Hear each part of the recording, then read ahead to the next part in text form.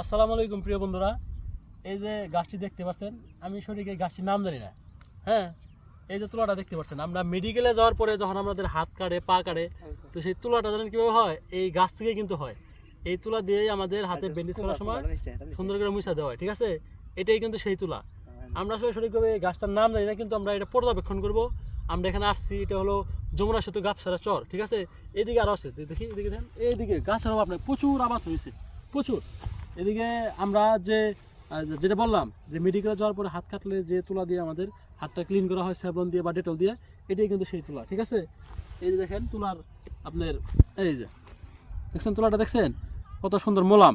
এটা কিন্তু কোনো কেমিক্যাল বা কোনো কাপড়ে না, এটা শুধু তুলা, এটা প্রাকৃতিকভাবে তৈরি হয়েছে। এটা আল্লাহ এমনভাবে তৈরি করছে, দেখছেন কত সুন্দর। পরবর্তীতে আমরা দেখব যে এটা আসলে গাছটার নাম কি, বা এটার চাষ ফলন কীরকম, বা লাভবান কীরকম। ধন্যবাদ সবাইকে।